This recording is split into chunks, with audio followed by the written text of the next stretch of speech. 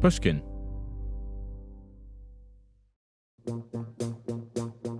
From BBC Studios and Pushkin Industries, this is Big Lives. I'm Emmanuel Dzotsi. I'm Kai, Wright.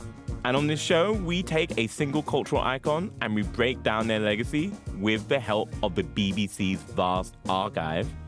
And today, Kai, I want to talk about the legendary civil rights icon, Jesse Jackson. Jesse. One word, Jesse. I do feel like within the civil rights canon, there are people who you know them synonymously by one name. But I do feel like with him, so much is held up within that. In that it really is just even I visualize the name, because of the campaign literature and the, it's just what a titanic figure in certainly any Black person's life, any Black American's life. What a titanic figure. And just to say, obviously, Jesse Jackson just passed away at the age of 84. And you know what? I feel like, Emmanuel, we didn't, as a culture and a media, that moved too fast. This is a massive, massive man in the history of American history, but certainly Black history. And it was like a couple days worth of obits. And then we moved on because of the, speed of the Trump news cycle. But I think it's a shame that we didn't have more conversation about Jesse Jackson. Yeah, and I think that conversation is particularly relevant right now just because of what's happening in this country, right? Right now we're seeing around the South in the wake of the Supreme Court's decision to really just hollow out large parts of the Voting Rights Act. Jesse Jackson is someone who really was part of a generation that fought for that legislation and then sought to really just take advantage of it, through his life. I would go a step further to say if you wanted a poster child for the generation of Black political and elected officials that came out of the Voting Rights Act, what it made possible, Jesse Jackson is pretty close to it. He didn't hold office, but his campaigns and his impact on American politics, that's all directly downstream of the Voting Rights Act. Totally. But before we get into that, which we will hear shortly, I just want to know, Kai, when you think about Jesse Jackson, what is the image of him that you see in your head? Oh, wow. I have so many images, honestly, that are kind of overlapping and conflicting. And because there's so many iconic, certainly somebody my age, Emmanuel, this Right. man has just been wallpaper in my life. You have to picture him at a podium, Yeah, I feel like for a lot of people, it is something like this. I may be poor, but I am somebody. I may be on welfare, but I am somebody. I may be in jail, but I am somebody. I may be uneducated, but I am somebody. There are so many different images of him. I didn't really think about it until he passed away, honestly. But Jesse Jackson is a Black man who was ever present in the 20th century. You could make an argument that more than any other Black civil rights figure in this country, he's the one who you really get to see live a full life. There's so many different chapters of his life. But also, when you say that, Emmanuel, just Black people, is there a more omnipresent Black person in the 20th century than Jesse Jackson? I would say no. And you could spend a long time talking about his accomplishments before we even get into what we're going to talk about. And just to say, besides just being a massive activist, civil rights icon, he was also someone who ran as a politician, famously ran for president twice in the 80s, not far away from winning the Democratic nomination, especially in 88. And I guess it's funny because we all have our different relationships to him, right? Yeah. I moved to this country when I was 12. And I feel like I knew of Jesse Jackson through stuff that my parents had told me, right? I knew of him in the way that I feel like probably a lot of Black people around the world know of Jesse Jackson, which is just African-American fighting for all of us. But I feel like I got my real introduction to him in the 2008 campaign. That campaign was my first ever presidential campaign that I'd ever seen. And it took place during my first year of high school. And the thing I remember about Jesse Jackson from this period, which I can tell you already know where I'm going, is just how he reacted to Obama. The Reverend Jesse Jackson has apologized for comments about the Democratic presidential candidate Barack Obama. Jackson, who ran for president himself in the past, apparently accused Senator Obama of talking down to black people on morality. His crudely phrased comments were picked up by a microphone, which the civil rights leader thought was switched off. Okay, so we're going to talk about this quickly, which I remember it was this whole thing where Jesse Jackson was appearing on television. It was sort of like in one of those asides with some dead air time, and he didn't realize that his mic was still on, and he's recorded trash talking Obama to this other black guy he's on TV with, and also as part Quite of that, profane. yeah, quite profane, like talking about wanting to cut Obama's nuts off. Which, okay, the nuts thing is wild, but I didn't, like, I'm not bringing this incident up to gawk at that in particular. The thing that I felt was really striking to me at the time was just the basic feeling I had in that news cycle, which was, wow, Jesse Jackson does not like Obama. Like, is not a fan. And I also remember, like, way down the line, it's election night. Obama's won. He's speaking in front of this massive crowd in Chicago. It's been a long time coming. But tonight, because of what we did on this day, in this election, at this defining moment, change has come to America. And, you know, what I remember seeing is now a famous image, right? It's Jesse in the middle of this massive crowd of people in Chicago, tears running down his cheeks. And I remember thinking, that is a big change. Someone has a bunch of conflicting feelings. And I kind of was always wondering, what happened there? Yeah. And at the time, I think I knew enough about Jesse Jackson to know about, like, his famed campaigns for president. I feel like that had been a part of my parents explaining the world to me and explaining America to me as a kid, of just like, black man's never been president, but Jesse ran, you know? And so I think in my brain at that point, I was just like, it was very easy for me to sort of explain it away by saying, right, there's probably a little bit of weird friction there in terms of, like, his experience and seeing this other person do it.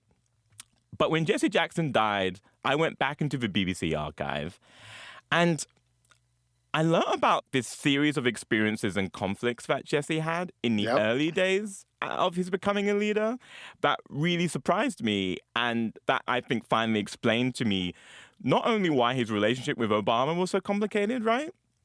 But also why I think post-Obama right now, me and so many other black people, particularly of my generation, are ourselves now kind of skeptical of a certain type of leader.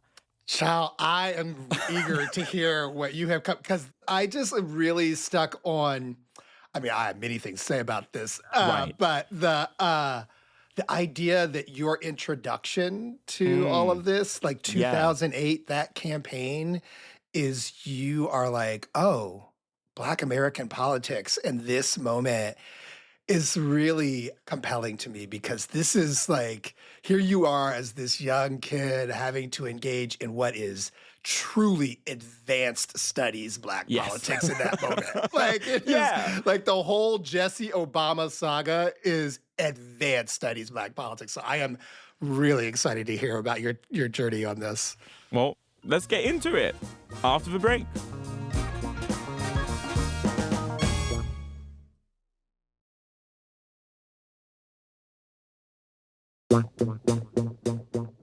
Welcome back to Big Lives.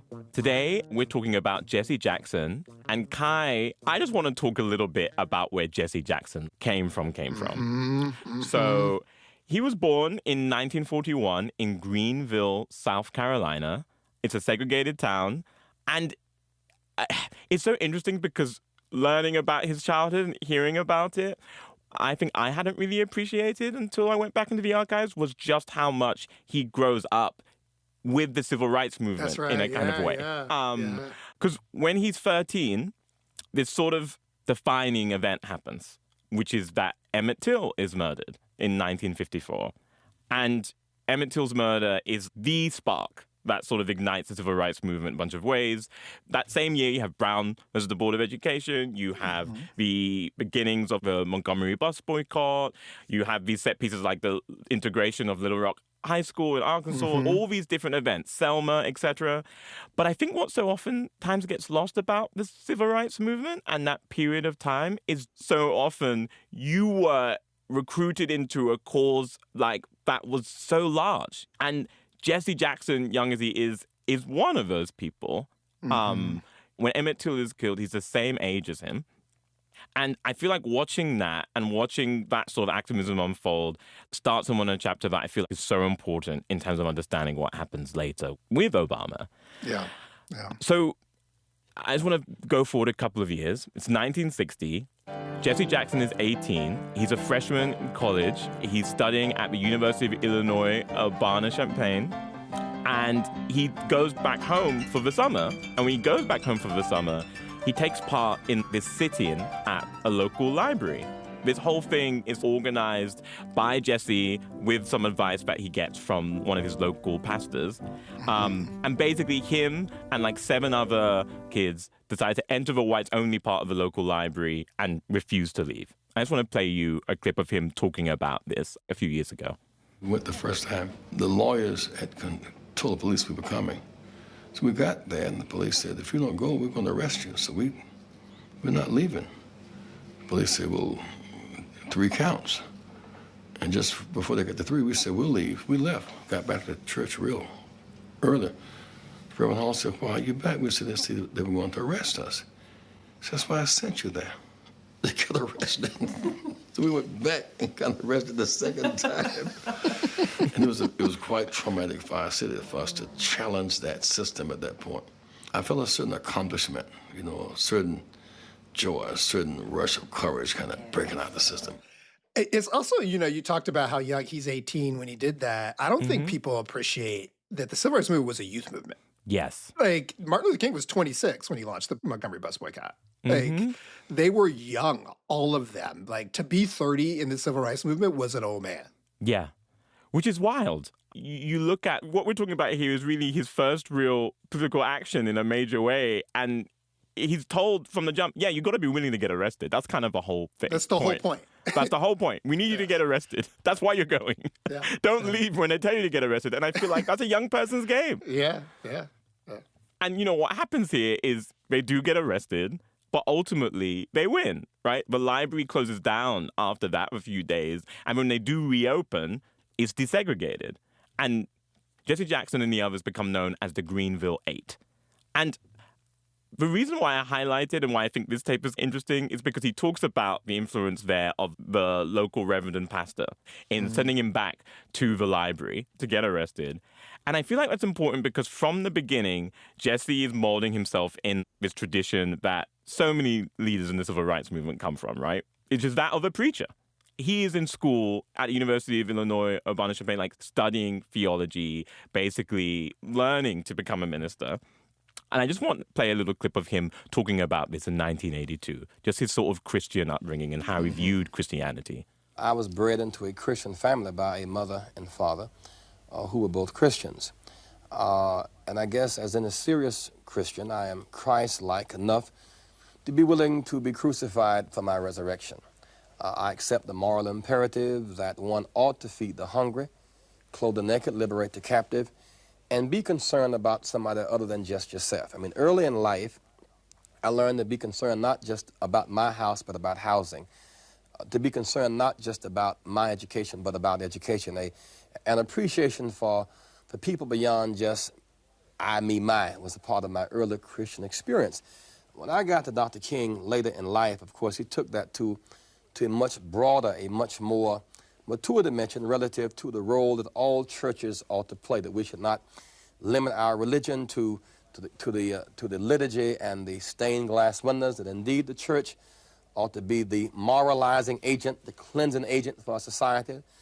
The church had to maintain transforming power, that the church had to be an agency for social change, not just an agency for social service, that the church had to be that place when the flood came and the masses were about to be wiped out, that they could come there for the ark and be protected. And so it was out of that tradition of personal salvation and social action, it is out of that tradition of the church that I developed in. So it was a tradition in which religion and politics were inextricably intertwined. Yes. Someone said, well, how can you do these things, Reverend? You're always out marching and you're demonstrating and you're willing to go to jail and you're going from nation to nation. And how do you reconcile that with your religion? Well, my religion obligates me to do that. My religion obligates me to go to South Africa and witness. My religion obligates me to go to the Middle East and try to offer a peace plan and reconcile Arab and Jew. My religion obligates me to serve. You know, there's so much to obviously talk about in that. And it's, you know, it's that set of, I think, truly deep beliefs, absolutely, about a certain kind of Christianity. It's also the fact that, you know, up until the outcomes of the civil rights movement, the Black church was one of very, very few places on the planet for Black Americans where you could be independent and build your own society and have your own rules. And so the pastor of the Black church has always been a community leader because it's one of the few places you could go to be a leader and have power and authority. So it's simultaneously true that these set of ideas about Christianity and the way that Black Christianity has traditionally thought about politics is resonant. Also, it's true that the institution itself is, for a man of his age, that it was the only place to turn to play a leadership role. Totally. But I think what I guess I hadn't super appreciated until I started learning about Jesse Jackson in this way was just how much he really internalized a key part of Christianity, which is sort of the calling of a prophet. Like the idea that the Lord comes to you, both whether you are a big person with a lot of power or a small person with no power. And it's basically like, you could be my vehicle for like my work here on earth in some way. And he really internalizes that. And he's part of a generation that will become known as the Joshua generation. I see you nodding about that. When I say Joshua generation, what does that mean to you, Kai? Well, it's, you know, the young people, because I don't want to get my Bible stories mixed up, so I can't give you the truly biblical version at this point in my life. Yeah. But, you know, the young people who lead us into the promised land. And that's what my parents' generation were supposed to be for Black people. They sacrificed to lead us, me and you, into the promised land. He has an experience pretty early on in his activism, not too long after the Greenville 8 affairs happened, where he gets sort of reinforcement of this idea that he could be in this world, that he could be a part of whatever sort of torch carrying is happening in the civil rights movement from one generation to the next. I'm just going to play this clip of him describing running into Martin Luther King Jr. at an airport. I saw this number of people coming. Dr. King was in that group. They were on their way, he and his family, to get the Nobel Peace Prize. Wow. I mean, this was like a big moment. Yeah. And I saw him, I kind of rushed toward him. He recognized me, asked me how was I doing, called my name. He had that kind of mind. He knew about our demonstrations. I'm still standing there stunned, you know, but that TV program carried that kind of weight. So that's the first time I really met him face to face. I don't think I've heard that story. Yeah, so basically, Martin Luther King Jr. had seen Jesse Jackson being talked about on TV. He'd heard about the Greenville 8, which, I don't know, I can only imagine if Martin Luther King Jr. bumped into me at the airport, the most stressful place of all time, and was like, I saw you and stopped. That would be incredible, you know? I think that's part of what's relevant in this story is like we look back on and think, yes, like Jim Crow was part of every Black person's life. You know, we don't appreciate the totality of Jim Crow and its impact on everybody's life. But it was actually a very small number of people who did what Jesse and those kids did at Greenville. You know, it actually were these were really, really, really brave acts that now are kind of cliche. You know, like I went to a sit-in, I got arrested. Right. These were enormously brave acts where you could be murdered and mutilated and lynched. That was still going on, per the story of Emmett Till. So the Greenville 8 was a big deal. King would have noticed it because there wasn't in every town 8 kids being willing to put their lives at risk. Not like, oh, you're going to get arrested and get, like your life, they were risking their lives when they did that. So it was a heroic act, and I'm sure King noticed, What Jesse Jackson did in Greensville at that point in the movement was incredibly dangerous. And it was still really early on in what was happening in the civil rights movement, for sure. And I think to run into him in an airport like that would have felt like a total confirmation. Absolutely. A total confirmation of your purpose. Biblical level confirmation, right? 100%. And let's say, Kai, you are Jesse at this point. You've had this experience. You've had that gratification, right? You're like the hero of the movement, and you want to be on the front lines with Dr. King. How do you make that happen? For Jesse, so I think we might be about to get into the complicated parts of Jesse, because he sure liked that attention. Yes, he did. I mean, literally, you have to show up and you really have to show out. And that is exactly, as you're hinting at, what Jesse does. The period you and I are talking about is happening kind of at the beginning of a real shift for the civil rights movement, and particularly for Martin Luther King Jr. and like the SCLC, which is the Southern Christian Leadership Conference, which was pivotal civil rights organization that was founded by Martin Luther King Jr. and Ralph David Abernathy. That is basically the vehicle through which they do most of their activism in that time. I mean, it's you refer to a series of set pieces. What these were a series of purposely created conflict that King and his inner circle at the SCLC were mapping out, and they looked for opportunities. They were like, where can we go to have even more conflict? Like, so that point about how this was dangerous, every time they went somewhere, staged an event, got a reaction from the white supremacists, they were looking for something that would get an even bigger, more dangerous reaction the next time. Totally. One of the massive points of these demonstrations and these targeted strategic pieces was basically to protest and to like have TV cameras film the resistance to that protest. And by resistance, like literally filming Black people getting mauled by dogs, attacked by police. Those situations were designed to be able to like generate like sympathy and political pressure to be able to enact the change. So at this point, we're going to jump ahead a couple years here. And at this point, Martin Luther King Jr. is really, really pushing voting rights. That's the big thing, is they're trying to get the voting rights passed. And a big part of that is a series of marches between Montgomery and Selma. So one of the most pivotal days of the demonstrations in Selma is Bloody Sunday. And it feels hard to overstate the seriousness and the level of violence that we're talking about. But we're talking about a caravan of peaceful protesters who are trying to complete the last leg of the journey on foot from Montgomery, which is the state capital in Alabama, to Selma. And they're trying to cross this bridge that you have to go over, basically, to get into the city, to get into the town. The Edmund Pettus Bridge. And I've been to this bridge. Yeah. It is not the widest thing in the world, but, you know, I want you to imagine, like, crowd of people walking peacefully, and on the other side of the bridge, there are basically rows and rows of white men with batons on horseback waiting for the order to charge these people down. And it's exactly what they did. And those images get played on television across the country. And Jesse Jackson sees these images of people being beaten, people like John Lewis being beaten within an inch of their lives, and is like, that's where I want to be.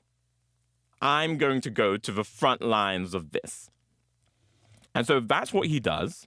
He is sort of like this fresh new person. He's come down and he really is throwing himself into it. Jesse's able somehow within that time to ingratiate himself with Dr. King and, crucially, with Dr. King's right-hand man, Dr. Ralph David Abernathy. And they're impressed by him. They're impressed by this person who seems really intense, who's ambitious, who seems willing to kind of do exactly what's needed. And he basically works his way somehow into a job with them at the SCLC, working with them. And this is important because what Selma does is it gives enough political pressure on politicians in this country to actually pass, like, the Voting Rights Act of 1965. And it causes a new phase of the civil rights movement. You know, up until this point, most of what Dr. King and so many activists have been doing is geared at striking down segregation. So getting rid of the sorts of images that we all know so well of the whites-only water fountains, those sorts of things. Making sure that black people who have had legally the right to vote for, at this point, like 100 years, making sure that they actually can vote. Everything that's happened up until now has been super purposeful, right? There has been a concerted effort to focus on people's rights. But I feel like the whole time there is also this other question, which is, what good is it for a black man if he can use a whites-only bathroom or attend a school or vote if he can't afford to feed himself? Right. And at this time, King is looking around the country like, what are we going to do next, right? What's the next thing? And he starts a shift, basically. The SCLC starts a shift to looking towards the north of the country. Up until now, a lot of where they've been picking their spots and their battles has been in the south. It's the Southern Christian Leadership Conference. Exactly. But there's also a lot of racial discrimination in a sort of different way in the north. And I think one of the most virulent examples of that kind of discrimination in the north at this time is the city of Chicago. Yeah. Which still today is maybe the most segregated city in the country. Absolutely. And so King picked Chicago as sort of like, this is the next battleground. We are going to Chicago. And at first, it's this real moment for the movement insofar as King is going to try and employ a lot of the same strategies that he's used in the South in Chicago, in the North. And what's going to happen is he's going to find out that it doesn't work exactly the same way. Yeah. It doesn't work the same way at all. That sort of strategy we've talked about earlier of basically forcing some sort of confrontation for the sake of the cameras to generate political pressure, to be able to pressure these Democratic politicians who might be sympathetic, doesn't work as well in Chicago because Chicago is home to this massive political machine run by the then mayor, Daley, and is not necessarily able to be persuaded in a way that, or intimidated in a way that some of the other adversaries that Dr. King has come up against. This is a different sort of person. And Jesse, you know, I said that he'd obviously started working with the CLC. He is in Illinois, at the University of Illinois. And so what happens is Dr. King basically asks him to sort of be a bridge for the SCLC and between them and local Chicago activists. And what that turns into is the beginnings of, like, Dr. King's big new focus, which is basically Poor People's Campaign, a war on poverty, a real examination of how can we make sure that black people have access to the dollar. And what he gets given eventually turns into this very special program called Operation Breadbasket. And Operation Breadbasket is a key part of Dr. King's economic justice ministry.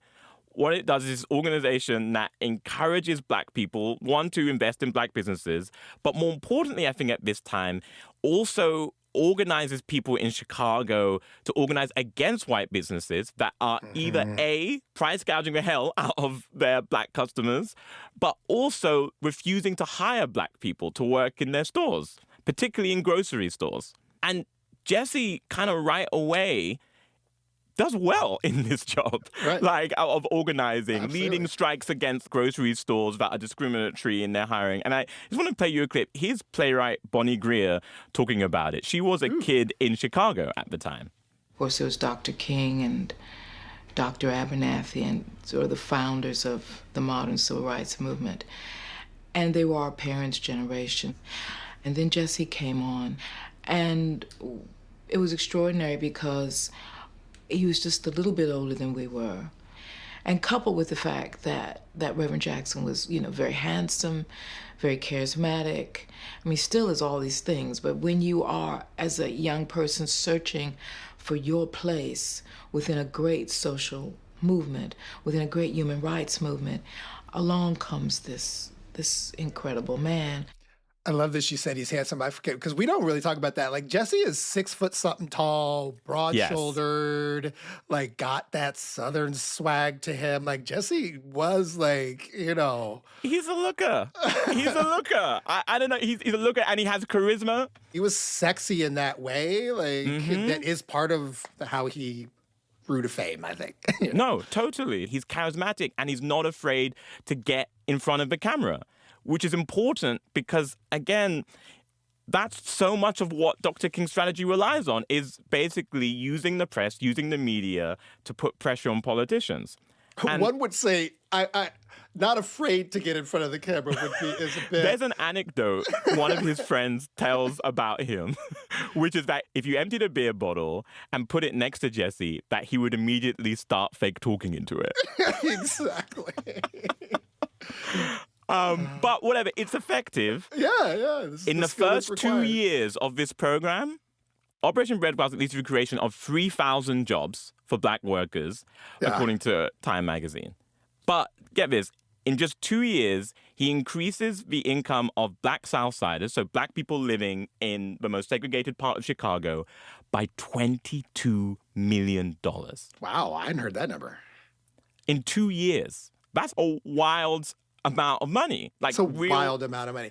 And again, remember, the King version of the civil rights movement began with a boycott. Right. The Montgomery bus boycott. From the beginning, they understood the power of the black dollar. That was the idea of the Montgomery bus boycott. Y'all can't run these things. If we don't ride your stuff, you don't have a business. Definitely. And the success of that program is really important because it is, at this time, in stark contrast to everything else that the SCLC is doing in Chicago. It is not going well for Dr. King and his associates in Chicago at all. The same sorts of demonstrations and planned confrontations that worked in the South, in a way, are backfiring, actually, in Chicago. And, that sort of juxtaposition, right, between the success of Operation Breadbasket and what's happening to King every day, which is that basically his public approval is tanking by the day, is really what propels Jesse Jackson forward, because he's the one doing a successful thing. And just to paint a picture of who the other people are in the SCLC at this time, right? Because at this point, obviously, Dr. King, he's the figurehead of that group, but he's one of just a bunch of people working together to try and make things happen. There's his right-hand man, Ralph David Abernathy, administrative head of the group. There is Andrew Young, who is a big spokesperson for the group. He will later, of course, become the U.S. representative at the UN, also a congressman, massive political figure in his own right. Marion Edelman is working with Dr. King at this moment, a future founder of the Children's Defense Fund. You've got Hosea Williams. Dr. King would call him my wild man, my Castro. And, of course, you have Coretta Scott King, who is MLK's wife. And all of them hate Chicago. They do not want to be anywhere near this. This is a losing battle. And so when they see this young guy, Jesse Jackson, who they don't know, who's not one of them, who is succeeding in this way, who Dr. King is bringing into the group, being like, look at this young kid, look what he's doing. There's some complicated feelings in the group about him from the beginning. And who is acting out from the beginning? I mean, I don't know. I guess it's whose version of the story do you believe, But I think all of those people would say he was thirsty for fame from the jump. And he had gotten into the circle and he was doing a lot of stuff to draw attention to himself. So they didn't like him as a consequence. Yes, they didn't like him. They thought that he was inserting himself and really trying to make it about him. Yes. But I want to push back against that just slightly here. Go for it. Just slightly here, which is just to say, we've talked about Jesse's framing of himself in sort of both the political story of what's happening and the religious story of what's happening, right? How he has already framed himself in this tradition, in this lineage of, I have felt called to do this work. A lot of those staffers who worked with Dr. King that I've mentioned, they also looked at it that way. Yeah. They really likened themselves to disciples to Dr. King in a similar way that if you read scripture, you think of Jesus and his apostles. And I bring that up just to say, if you know that story at all, you see Jesus has his followers who go around with him for much of his ministry. And, Jesus, out of all of the apostles, has his, not necessarily his favorites, but definitely there is a leader among the apostles. And the leader among the apostles is Peter, who, if you are Catholic like me, you were taught was the first pope. The person I upon love all whom... your biblical knowledge, Emmanuel. You got the Bible on lock. I'm like, oh, yes, that's right. I remember Peter. Listen, if I had a penny for every time an old black lady stopped me on the bus after hearing my name was Emmanuel and asked me, are you Christian? Do you know what your name means? I'd be a rich man. I'd be a rich man. But... that's a conversation for another time. Conversation for another time. But in any case, there is that jockeying. Everyone is sort of thinking, I'm Peter. I'm Peter. I'm the person who, when all is said and done, whatever institution comes after this will be built upon, who will lead this institution moving forward. There is a weird succession game happening. And everybody sort of in the back of their minds thinks that they're number two. I mean, Abernathy, we keep calling him number two, but he was running the SCLC. Yes, he was running the SCLC. But the two of them were really close. Yes. Really, really, really close. And that's really important for where we're going. So anyways, there is, as we talked about, this perception that Jesse is a thirsty climber. And that is the state of affairs going into 1968, which is a horrible year. Yeah. And what comes next is Dr. King's murder, which I'm going to revisit here because I thought I knew everything that I would need to know about this event. Mm. But in listening to Jesse Jackson's tape, I realized, I actually really don't. And I think this particular period of Jesse's life really clarified a lot for me. Like when I talk about having found stuff about him that clarified and explained him to me, this is really that period. Mm-hmm. So around this time, Dr. King is coming off of Chicago, which by his standards, aside from Operation Breadbasket in a lot of ways, is seen as kind of a failure. And he basically had to retreat. And he's struggling to gain momentum. There are projects that the SCLC is working on. But as a group, they have sort of become a little bit diffuse. Each of those staffers that I've talked about, Jesse, Andrew Young, they all have their own pet projects, right? SCLC has grown, they're all working on different things, and Dr. King himself is floundering a little bit. He's, at this point, the most hated man in America. I feel like that is really important to state. We act like, all this stuff about King. He was the most hated man in America in 1968. The most hated man in America. And he himself is taking on new policy positions, right? He comes out publicly opposing the Vietnam War. That in of itself is controversial. Including within the SCLC. They didn't want him to do it. I pray God that America will hear this before it is too late, because today we are fighting a war. I'm convinced that it is one of the most unjust wars that has ever been fought in the history of the world. And there's all this sort of infighting about, what's the thing we should be doing? Mm-hmm. And around this time, there is a sanitation worker strike in Memphis, which is, I don't know, the details of it are really awful. These sanitation workers are literally getting crushed to death because the trucks that they work in are so old and malfunctioning. And so they approach the mayor of the city to just try and negotiate a fair deal for themselves. And whenever they try to organize, the mayor is just horrible to them, setting upon them with, dogs and, all kinds of things. And so they reach out to the SCLC and we're basically, can you come down here?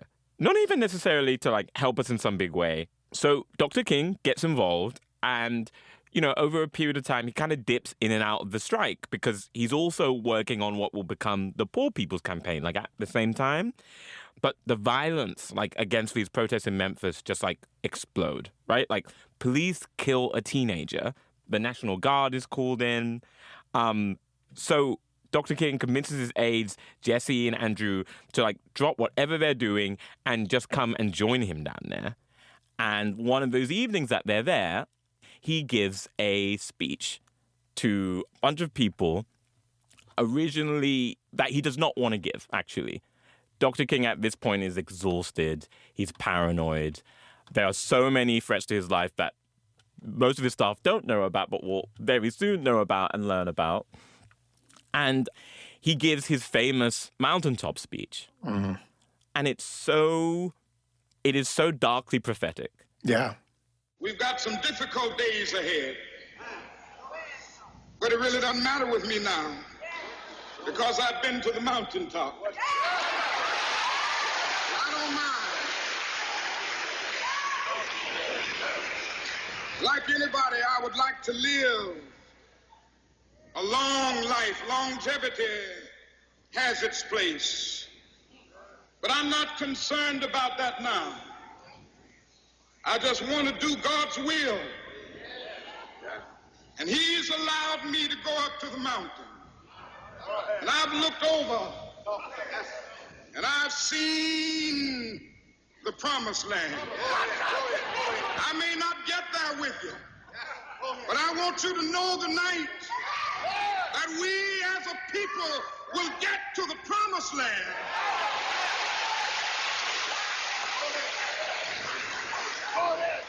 So I'm happy tonight. I'm not worried about anything. I'm not fearing any man. Mine eyes have seen the glory of the coming of the Lord. Is Dr. King essentially saying to a room full of people, I don't know how much longer I'm going to be here. And you guys are going to have to take this thing that we're doing over to its next step. And in this speech, he mentions Jesse's initiatives. He mentions Operation Breadbasket. He talks about them as a way of just saying, this is an example of things that are happening that will continue and that we must continue to do, no matter what happens in this movement, which, if you're Jesse listening to, internalizes. And so that happens. And then the next day is one of the saddest days in the history of this country, which is the day of Martin Luther King's assassination. But, that day starts like a normal day.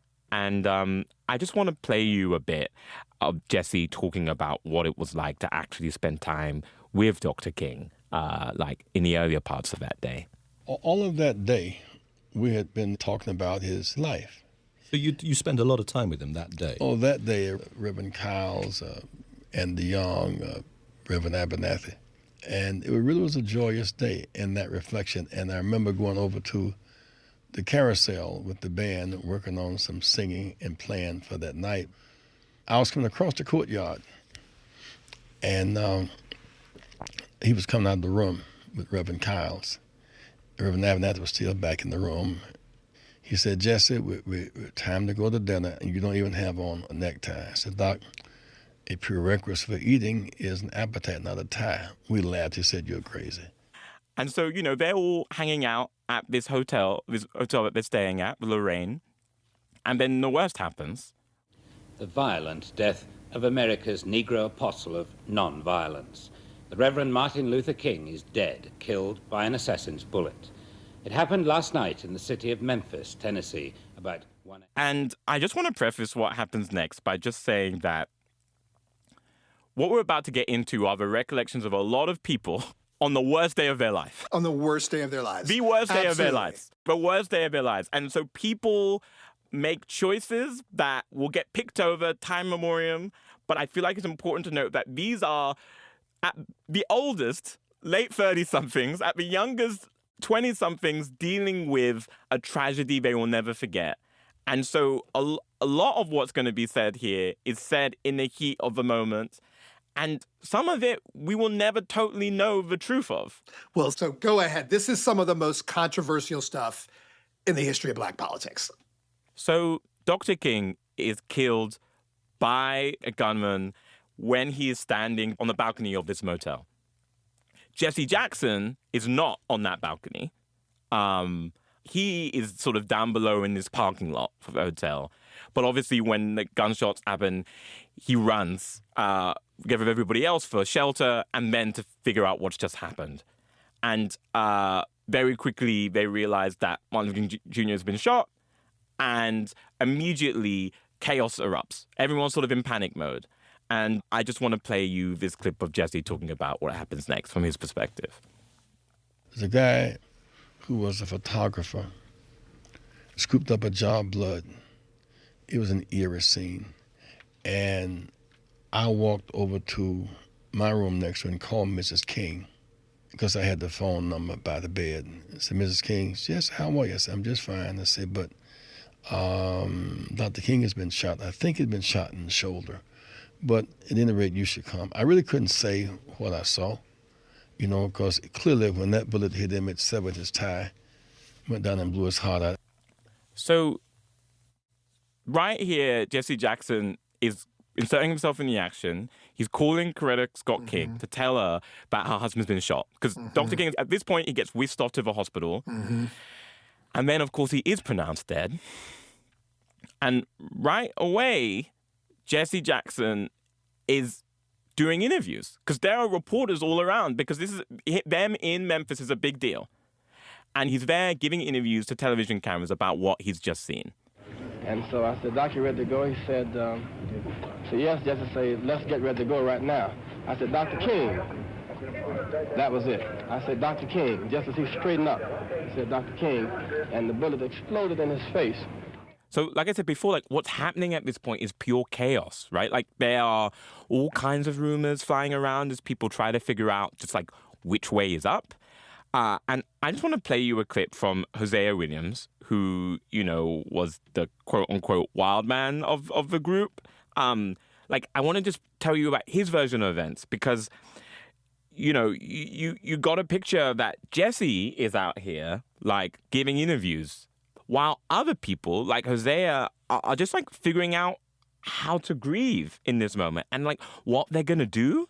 And it's super confusing for everybody involved, including Hosea. I'm just going to play you his recollection of that moment. So I got in the yard, and I was about to lose my cool, because I was thinking if I could take some molecules out there and make me some guns and kill me some white folks. And one man said, now be cool. You're doing the same thing you're promising you'll never do. And I started crying, and then I heard Jesse Jackson say, he told me, Jesse, take our people on to the mountaintop. And that didn't bother me, even though I know Jesse got nowhere near him. And then Jesse said, I held his head in my hand while he died. And that didn't get to me. And then Jesse said, look at my shirt. And I looked around, sure enough, and Jesse Jackson's shirt was drenched in blood. And I realized the only way Jesse could have gotten that blood was stoop down on that floor at the Lorraine Motel and rake that blood off that floor and put that blood on him. And I went crazy. I really tried to kill Jesse. They grabbed us and all that, but that hurt me so bad. So Hosea says he heard Jesse out here saying things that aren't true. But also, he's wearing Dr. King's blood on his shirt. And Jesse wore the shirt with the blood. For into the next morning, he went on television, on national television, wearing that shirt. I just want to play you Hosea's recollection of what happens next, which is that the SCLC folks who are all down there, they gather to talk about what the hell they're going to do. And we called the meeting, the staff meeting, and Jesse claimed to have been ill. And Abernathy told him, Jesse, go ahead to the room and relax. Jesse had to have run like hell that room into that airport because he got out of Memphis to Chicago. All us feeling everybody was still in the motel. Cut the televisions on the next morning. That was Jesse Jackson in Chicago with that same bloody shirt on, telling that same lie. I've never respected Jesse since that moment. So just to recap here, Jesse, not too long after the assassination, is in Memphis. He's the person talking to the cameras, telling them what's happened. And he has a bloody shirt on. And then he, according to Hosea, and also I should say, also this is corroborated by Ralph David Abernathy and Andrew Young, says he's ill, asked to go back home to Chicago, goes back to Chicago, and then is on the Today Show the next morning. Gets himself booked on the Today Show. Talking about what's happened. Wearing a shirt with Dr. King's blood on it. Right. That none of his contemporaries understand why it's bloody. And what is particularly painful about this is that, again, everyone's doing a lot of weird stuff. They are besides themselves. They're not thinking it clearly. But there are elements of what Jesse is saying that would seem to be identical to Ralph David Abernathy's experience of what happened. Ralph David Abernathy is on the record talking about how he was with Dr. King at the very end, cradling him. Took him in my arms, and I patted his face, and I assured him that it was Ralph, his friend, and he attempted to say something to me, but the words did not come clear. He was factually right? Like he was standing next to King when he was shot. Right, like Ralph David Abernathy was the person in the Jesse position, so to speak. Jesse was not. But I just want to play a bit about Jesse talking about this. It's from a pretty recent interview, actually. I'm just going to play it for you. Your first move, your immediate move, was to return to Chicago, to home. And the very next morning, you were on television, I think, on the NBC Today program, still wearing the same shirt. Yeah, I got home about 3 o'clock in the morning. My wife and staff met us at the airport, and I went home and laid across the bed. I remember waking up and Senator Percy was in my bedroom. They wanted us to do NBC Today. We did that. By the time I was tired and angry. And the anger was the same people who were so negative toward him on April 2nd and 3rd, so to speak, having these tearful memorial service on April the 5th. And I thought it to be so hypocritical. And yet you were criticised for going on television wearing the shirt, which still was stained with Dr. King's blood. So yeah, but did you make a decision? I mean, was that a gesture? Was that a conscious move on your part to show that anger on your part? Yeah, it was. So I just want to talk for a minute about what we know Jesse Jackson said in these interviews. He's right in that he is angry at this time. He is super angry, and he's back in Chicago, which, again, as we know, is the site of Dr. King's failure. Yeah. All these adversaries, all these enemies who now want to basically memorialize him. In a sense, like we talk about what Dr. King is today, right, is a much more whitewashed figure than what he actually was. It starts immediately after he dies. All of a sudden, there's like no enemies of his. Everyone's around. Everyone was always for him. And Jesse, he goes on NBC, and one of the messages that he's sending, that he also gives later to the Chicago City Council that same day, is he points to the shirt and is like, this blood is on the chest and hands of those who would not have welcomed him yesterday. And so I believe him when he says it was driven in part by like his anger, right? He was using it as a thing to convey his anger. This is the complexity of Jesse, you know, like, because he's right. Yeah. You know, like it's both things are true. Like the facts are he was thirsty for his own acclaim, and like he's actually this is an important message. It is. That the world needed to hear in that moment. And I feel like both of those things are really contained in this thing that he says in one of his interviews, which is he says, "When I see you here, so much alive, asking what to do, where to turn, I am available now. I am more convinced than ever that every time that there is a crucifixion in right and righteousness, that inevitably and universally there is a resurrection." He's basically saying, I know how you feel. And again, it's hard to overstate just how devastating Dr. King's assassination was. There were riots and people righteously angry across the country. There are cities today, neighborhoods today, that are still living in the destruction that came in the days that followed King's death. Totally. Because you have this person who was seen as, and Jesse Jackson is quoted around this time of basically saying, the white man's best friend has died. This person who was radical in so many ways, but also, again, a pacifist in terms of his organizing, was gunned down in this way. There had already been a simmering sort of feeling of discontent, especially among younger people, Jesse's age, that was basically like, this nonviolent shit is not working anymore. And this sets that spark of flame, turns it into a real fire. And so Jesse is pushing himself forward, I think, in this moment, both to recognize that anger. He's meeting that anger. And also, at the same time, is doing a thing that is controversial, which is he is saying, and I'm the next guy. You can put your worries and your faith and whatever in me, which is a thing that his contemporaries at the SCLC, in a big way, never really forgive him for. No. Which is understandable, also. All of the above is understandable and true at the same time. You know? And, you know, I mean, in a very, you know, in a culture, in a Black Southern culture of ministers and faith, he's also just openly disrespecting his elders. You know, like. And also, I think a thing to point out here, Jesse Jackson, at this point, is training to be a minister, and he becomes a reverend, but he is not a reverend in the traditional sense insofar as he is not attached to an actual church flock. He doesn't lead a flock. He never leads a flock. He's a preacher without a flock. Yeah. So he is, on the one hand, totally speaking their language in terms of the biblical references he's using, in terms of like the way he's applying it to the movement. But he's also not one of them at all. And that really becomes really clear here. And even though Jesse is the public face of the movement, in some cases, like the press are writing him up already as basically the heir and the next person, he doesn't take over the SCLC. The person who takes over the SCLC and runs it is Ralph David Abernathy. You could argue that he was already kind of running it. Right. But he becomes the face.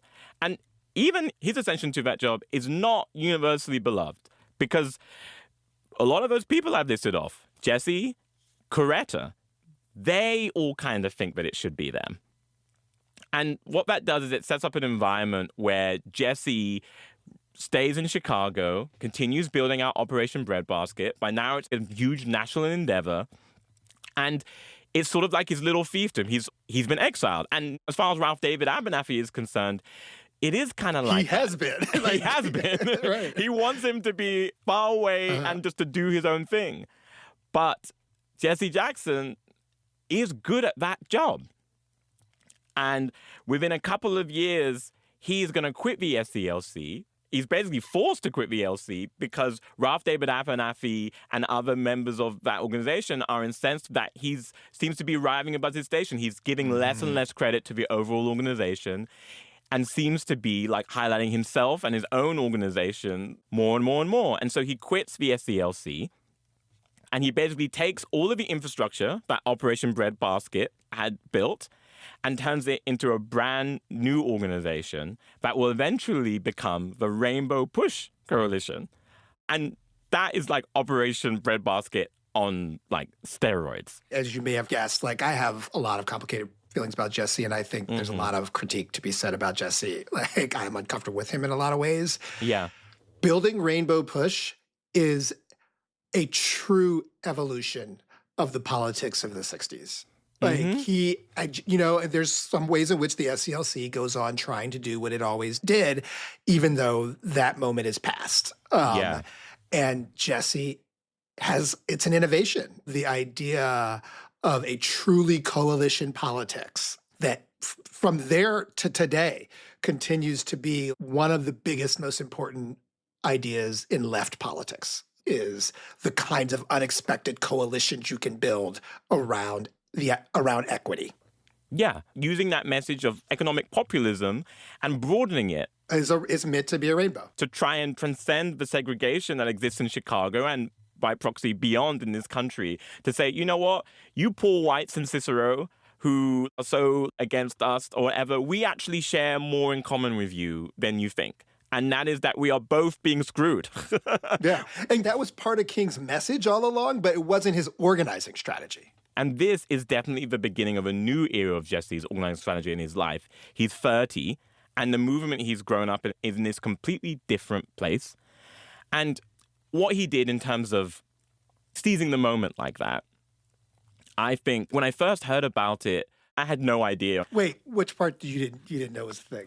I didn't know that he had spoken to like television cameras in that way or any of the blood stuff at all. And I got to say, at first it made me, like you said, he's a complicated person, but at first it made me legitimately angry. Sure.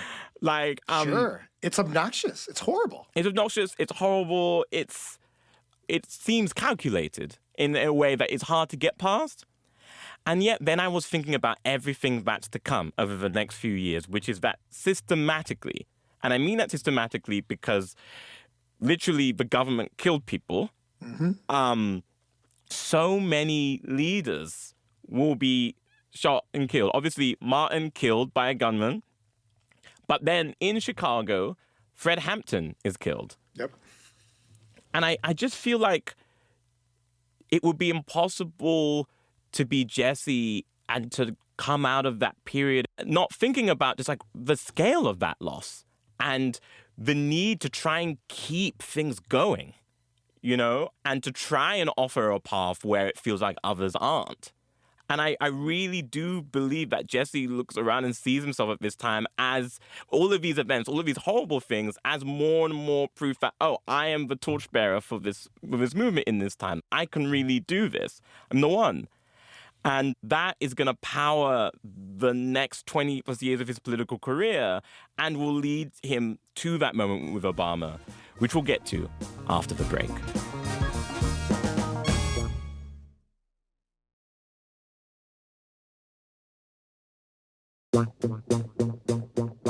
Welcome back to Big Lives, and today we're talking about Reverend Jesse Jackson.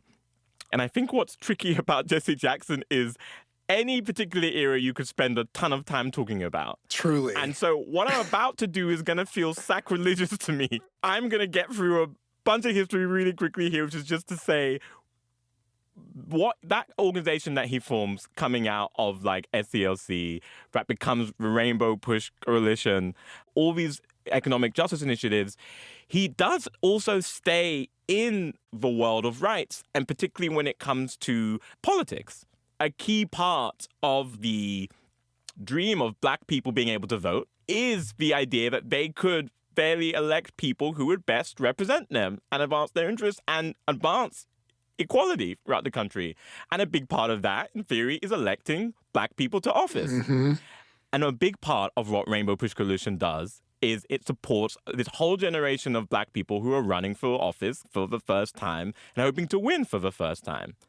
And one of the most famous wins in this time that they end up pulling off or setting the stage for is Harold Washington's election as the first Black mayor of Chicago, which is seismic.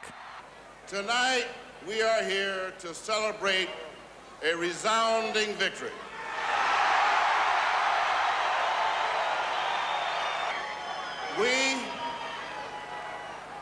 We have fought a good fight. We have finished our course. And we have kept the faith. Seismic. We've talked about Chicago as this segregationist, Dr. King kryptonite. Like, it is a massive deal that they're able to elect this man. Also, nationally, this is not a small event in the history of American politics. This is not just like, oh, a guy got elected to the mayor of Chicago. Like, he is the embodiment of the idea that following the civil rights generation, Black people now are moving from protest to politics. We are now able to be in charge of stuff. And his victory it was 83 is in many ways the symbolic beginning of the idea of Black people in elected office. This is the first time since Reconstruction that Black people are able to win elections and be in charge of stuff. And Jesse is a major part of that conversation. And he's on stage that night literally saying, this is just the beginning. We want it all. We want it here. We want it now. We're not going to stop now. We're going to run for mayor. We're going to run for governor. We're going to run for senator. We're going to run for White House. We're going to run for it all. And then eventually, of course, he decides he's going to run for office. And he runs for president in 84 and in 88. Those campaigns are transformative. And I feel like any sort of tape you hear from those speeches that he gives during that, you can hear a vision being put into place, a vision of a multiracial, multi-class coalition that could come together and possibly elect a Black man president. And that really inspires one particular person's future campaign in a large way, which is, of course, the man who will become the first black president, President Barack Obama. I need to pause here. Yes. Because look, these campaigns, 84 and 88, they're remembered as like these rhetorical things. Like he has these beautiful sets of ideas. The organizing idea around Jesse Jackson's runs for president, the case he made, which is that you fight in 50 states with a coalition. You don't just assume that black people are going to vote for you. You don't just assume like you have to hide that from working class whites, that you build this coalition, the Rainbow Coalition, that idea, and you do it in you make Republicans fight in every state, in every jurisdiction. This idea that he pushed, remains the central debate of Democratic politics, whether or not that is the way for Democrats to win, or whether it should be this targeted, consultant-driven, just run up votes in the places you know you can win idea. He advanced an idea about Democratic politics that we are still talking about and that is increasingly proven to be true. For us nowadays, I feel like we look at the Democratic Party as this big tent party, and that's a big part of why it's a difficult party to navigate. You have all these different groups of all these different interests. Like, that didn't exist really in the same way before Jesse Jackson. Jesse Jackson made that happen. And that's really important because even after those elections, which I should say he comes close to winning the nomination. Yeah. He's third in 84. He's second in 88. In a crowded field. And one can argue, had he been the candidate, who knows? I don't know. Listen, this I'll say, most people don't remember any words that were said by anybody else over either of those campaigns. Those candidates, people like Dukakis, much certainly respect not to Michael them, Dukakis and Walter Mondale. They do not linger in the memory in the way that Jesse's campaign lingers in the memory. And all of that sets him up as we're approaching the 2000s. Jesse, because of that, and because of his continued activism, which I'm paying short shrift to here, this is a guy who is flying around the globe negotiating U.S. political prisoner hostage releases in his spare time. He's doing everything and everywhere. Who's forcing corporations to change their boards to put black people on them, all that sort of economic politics that began with Operation Breadbasket. I mean, it's complicated. Again, the whole like black capitalists, we can win by being capitalists thing that I do have critiques of. Nonetheless, like he is forcing large corporations to hire and pay black people in a way that they have never done before. Yeah, he's doing major work. But in the political sphere, which is what we're focusing on, he's morphed by the 2000s into someone who is a very active kingmaker, right? If you are serious about being the nominee for president for the Democratic Party, the logic goes, you are going through Jesse Jackson. And Jesse Jackson had a very particular relationship with the nominees for president. Very particular relationship, for example, with Bill Clinton, where he deliberately withheld his endorsement as long as possible in order to pressure Bill Clinton to particular policy commitments as a candidate. And the would-be king in 2008, the person everybody is talking about in that campaign, is then Senator Barack Obama. And I'm just going to play this clip here because I had kind of forgotten what that period felt like. So I'm just going to play this for you. Yeah. For when we have faced down impossible odds, when we've been told we're not ready, or that we shouldn't try, or that we can't, generations of Americans have responded with a simple creed that sums up the spirit of a people. Yes, we can. Yes, we can. Yes, we can. I remember I used to stay up to watch the returns for all of these primaries in that Democratic primary that year. Because you were like, I'm with Barack Obama. I was just like, this is so special. I'd never seen a black person run for office in my lifetime. Well, sure. I mean, none of us had seen like exactly. I wasn't around for Jesse. You know what I mean? So I was like, this is wild. Watching him win Iowa in particular seemed to me to be mind-blowing. But he won it, and the spirit of that campaign is borrowing, again, that sort of template that Jesse Jackson's campaigns have set up, of just like, meet people where they are and be who you are. But he's doing it in a slightly different way than Jesse Jackson would do it, insofar as a big part of Obama's appeal as a candidate is that he is different. He's promising change. He's a changed candidate. And also he's black.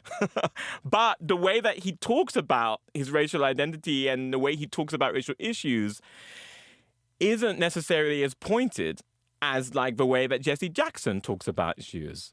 And Jesse Jackson, pretty early on in this campaign, and he's not alone, I should say. Jesse Jackson, Maxine Waters, Kai Wright at the time, absolutely. You were a hater at the time. I wouldn't call me a hater, but listen, so I would disagree that Obama was doing what Jesse was doing at the beginning of his campaign. There were very big differences. The differences you just named are not small things. No, Obama was not running. So first off, Obama was his campaign stand were white people. Mm-hmm. He didn't come from black politics. Mm-hmm. Up until him, anybody black in politics came from black politics. Mm-hmm. So it's like he was an outsider to black politics. Who is this guy? And he was very carefully crafting how to look at him as a black person, right? He was using, and I think, this is dangerous territory because it's sensitive stuff, and there became a lot of toxic conversation about, was Obama really black? That, I don't want to have any truck with that, Yeah. But what is incontrovertible is the thing you're saying, which is Obama is not from the world that Jesse and so many of these other black politicians and people are from at all. It didn't want that to be overlooked. He wanted everybody to understand, I am not from that world. I am not black like that. He's not black like that. He's religious in his private life, but he's not cool. He's not presenting himself as someone from the black church or someone called to politics and activism by the way of religious and spiritual calling at all. By the black community. Right. He's not, in today's parlance, race equity focused at all. That is not his thing. And he's not talking about racism kind of unless he's forced to. Whereas Jesse's message had been we have to talk about racism just like we have to talk about gay civil rights. That's something else, by the way. Jesse was way ahead of everybody in the Democratic Party of embracing gay people. We have to talk about gender rights. We have to talk about all these things and economic rights together. Barack Obama was not saying that. Barack Obama was saying, no, we don't have to talk about those things. We're all in this together. We're not red American, blue American, black American, white America. We're all one America. It's a very different message than Jesse had. And so the idea that this guy is Jesse's legacy come to fruition, understandably, Jesse finds that super difficult. Yeah. Who is this guy? Exactly. Who is this guy? And which leads us back to the hot mic moment that we talked about at the beginning of this, right? Which is one of the ways in which Jesse Jackson is disappointed in Obama, right? Is on the one hand, he's not talking about race or racism unless forced to. But on the other hand, there is this thing that Obama does, and still does, honestly, often, which is he looks at what's wrong in this country, not just based on systemic issues, right, and barriers, but also when he does talk about black men or black families in that way, he also does so by invoking a large amount of personal responsibility. And I use air quotes as I say that, which is he is talking through the lens of his own experience, which is as a guy who grew up without his father present. He writes a famous book about that and about coming to terms with his identity and what needing that sort of figure in his life does for him. But the way that it gets interpreted is that he's talking down to black people. Well, because he really only does the personal responsibility thing when he is talking to black audiences. Or at that time, that was the case. He's not bad-mouthing black people to white people, but he's doing it to us in a condescending way. So all of that, coupled with the feelings about this guy is so different than me and people are saying we're the same, is in Jesse's brain. And when he goes on Fox News TV, he's complaining in part about a very specific incident. So around this time, there is this massive controversy involving what becomes known as the Jana 6. There was 6 young Black people in Louisiana who were essentially being given the treatment that we all now know about the ways in which young Black people are criminalized. But it's important because it was a moment where a new civil rights movement around police brutality and over-incarceration and all of those things that are now sort of a standard part of Black politics hadn't actually started. And Jana 6 is the beginning of that conversation. Yeah. And a movement of new kinds of civil rights activists started to emerge around them that then really is the line to Black Lives Matter. And so Jesse Jackson is out in front on this. He's really trying to drum up and feed into this growing movement that's happening and forming around these kids, and is trying to get on television talking about it. And he notices that Obama is not saying anything about it. And that really bugs him. He's like, what good is it to have this person, if you're a leader in this way, these are the sorts of issues you have to talk about. What good is it if we put you in the White House and you don't talk about this stuff? Right. But I say all that to say, when Jesse Jackson goes on TV and is caught in a hot mic moment disparaging Obama, Franklin cuts his nuts off, that's what's behind it. I'm like, oh, it's the combination of all of these experiences. You have this guy who has forged his own path, basically, controversially, to become this massive leader, who I think from the 60s onwards, whilst he has a lot of power, I think never really feels totally accepted. I think coming out of, like, his split with the SCLC, Jesse feels angry and rejected in a way that I don't think he ever truly lets go of. You think? And I do. And I think to have this young outsider in this way, come in this way, and not only not give proper deference where it's like, we played a clip of Obama earlier talking about these generations that have made these changes.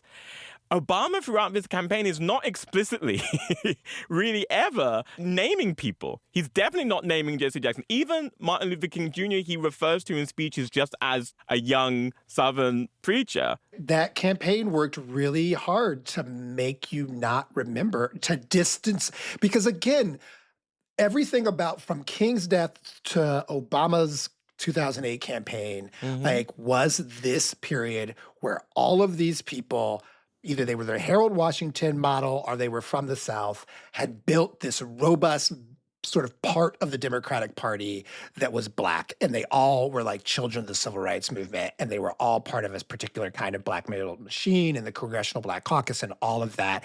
And Obama didn't have anything to do with that. He was not from that world. And there had not been, like, nobody Black had been in politics that wasn't from that world. Totally. Know?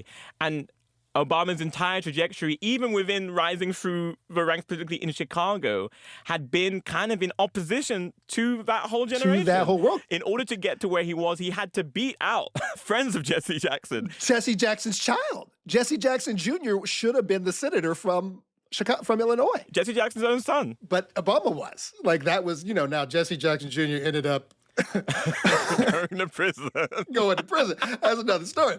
But like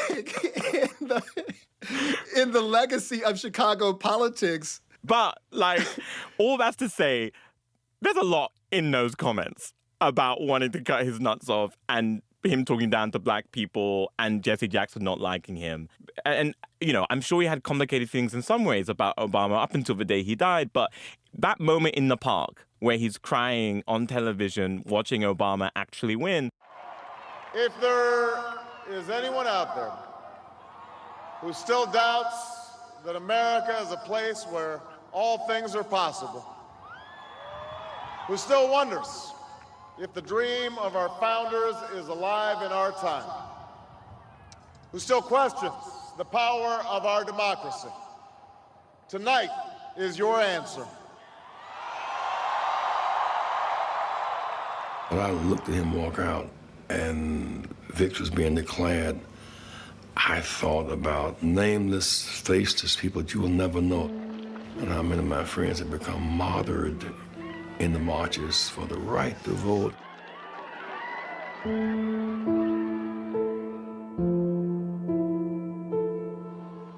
And now here we are, electing an African-American president. And there I stood watching the fruits of 50 years of labor and sacrifice and risk. And so the journey overwhelmed me. And then the joy of us getting there. Do you think that Barack Obama would not be in the White House right now if it wasn't for you? And I'm not talking about, obviously, there's Dr. King and a lot of other people, but you blazing the trail. That's much too personal, much too limited. Well, step out of the box for a minute and just be above yourself. Well, you don't want to step out of the box. In a sense that I was on a really 54-year marathon. I was able to run a lap or two. And he ran the ankle leg of a 54-year race. He ran a fast lap. Is there a little bit of you that thinks, should have been me? No. When I played football so many years ago, I appreciate how a blocker is on the ground because he knocks someone. He rolls and looks up and sees the runner scoring. He doesn't feel diminished. What he knows is, had he not blocked, the runner couldn't have scored. But they're both on the same team. So obviously he's given that interview like years after Obama was elected. But I don't know. I kind of take him at his word. 100%. Watching Obama actually win, I feel like part of what's happening there is him basically realizing the torchbearer isn't the person I thought it would be, but it is someone who has done it. And it's happened outside of me, and I think there's so many emotions inside of him, but I think part of that is him accepting what has happened. I did do my part, and this person is another part of that journey. I think you have to, not only with Jesse, but probably anybody who pursues and rises to the level of influence that he did in politics for sure, but probably any pursuit, you have to be able to accept more than one thing at a time. And it is no question, I think, that Jesse Jackson was a narcissist and a megalomaniac who was thirsty for fame and thirsty for power and did shady things as a kid in difficult times in the middle of the SCLC. And I tend to side with Hosea Williams and them about his behavior at that time. Also, he spent the whole of his life fighting for Black freedom. And I sit here today with more freedom than I would have had if Jesse Jackson had led a different life. And I think, no, Barack Obama would not have been president without Jesse Jackson and without Hosea Williams and without Ralph Abernathy and without a whole long list of people, men, women, child, that came and set that moment. And no, he did not claim that. He did not embrace that in 2008. I think he embraces that now more than he did, and he grew, but and I can see how anybody who went through that generation and created that would have really complicated feelings about, I literally risked my life repeatedly to create this political moment. And this political moment is only possible if I recede a little bit from it. And yeah, I also think he has an understanding of a thing in that moment, right? Which is that I think my generation has come to feel about leadership, which is no one Black leader can be the answer to all our problems. Yeah. Like, I really think that in that moment in the park, Jesse saw clearly that he wasn't the silver bullet. He saw that other guy, Obama, wasn't perfect either. And that there is no Black Messiah. Like, there never was. It was a movement. It is a movement. And all the emphasis on one leader and people like Jesse, like, wanting to be that guy, that it misses the bigger picture.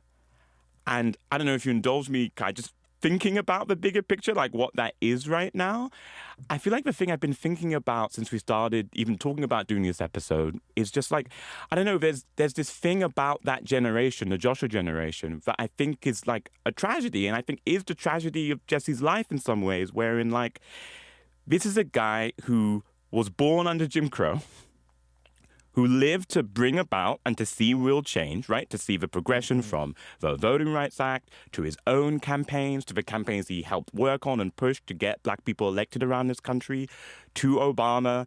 And he died weeks before this time we're now in, where the Supreme Court has made it possible for southern states to really wipe out a lot of that black representation in those places.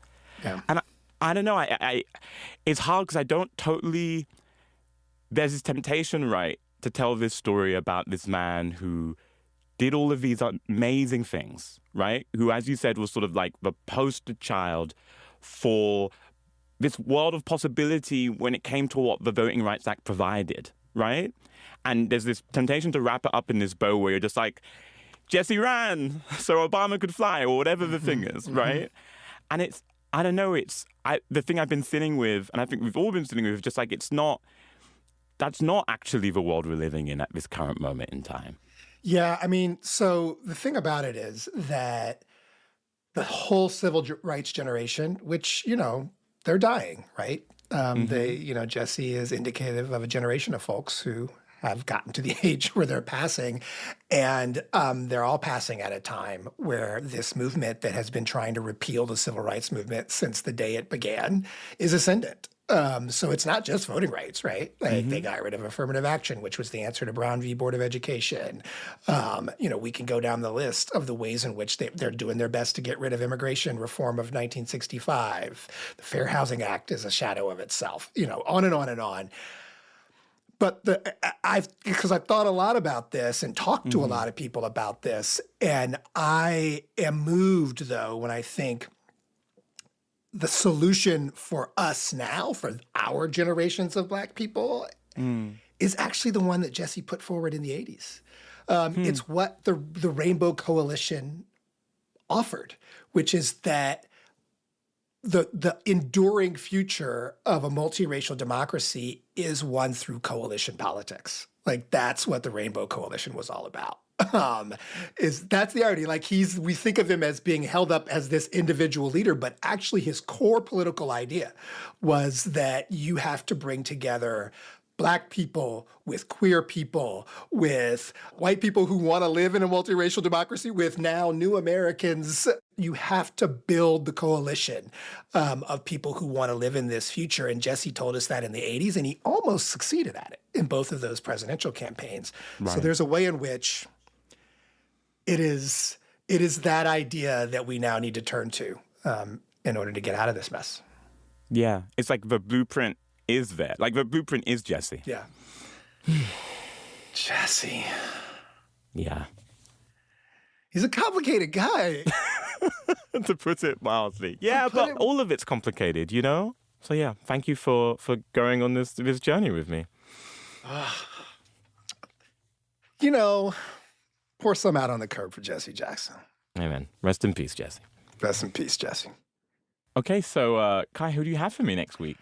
Somebody I'm actually really excited to talk about, and I learned a lot about her. So let me play you some of the clips and see if you can figure out who this is. Here's first one. I feel that I'm a soul who came in love with God. I was already in love with God before I got here. I'm a person who understood God and could see it through religion. And I grew up in a country where it was not open to me to be a priest. Okay. She grew up in Ireland. Clearly, right? Clearly. And maybe now my favorite Irish person ever. And her Irishness is really part of it. All right, here's another one. Well, I actually physically couldn't manage to sing more than a whisperina because I was miserable. I mean, obviously for a singer, your body is your instrument, so it's all to do with your emotions and your spirit and how you're feeling, you know what I mean? So, all right. So she's a singer. Okay. An Irish singer. I think you're getting who we're talking about here. Right. Here's the last one for this tortured, beautiful Irish singer. Record company boss said to me that he'd like me to start wearing high heels, grow my hair longer, start wearing short skirts. And of course, that wasn't me at all. I liked dressing like a boy. So then I went into this Greek barber to get a shaved head. And then I went straight back to the record company and just marched through there. So surely everybody now knows who I'm talking about with those Most details. definitely. If not, you're in for a treat when you meet this person next week. Looking forward to it. Big Lives is a production of BBC Studios and Pushkin Industries. It's hosted by me, Emmanuel Dzotsi, and Kai Wright. Our team over at BBC Studios includes producer Emma Reverell, archive producer Samira Chowdhury, sound design by Melvin Rickaby. Our executive producer is Annie Brown. Our production coordinator is Galen Davis Connolly, and our production manager is Mabel Finnegan Wright. The team over at Pushkin Industries includes executive producer Constanza Goyado, producer Daphne Chen, our legal advisor is Jake Flanagan, and our marketing team includes Morgan Ratner and Jordan McMillan.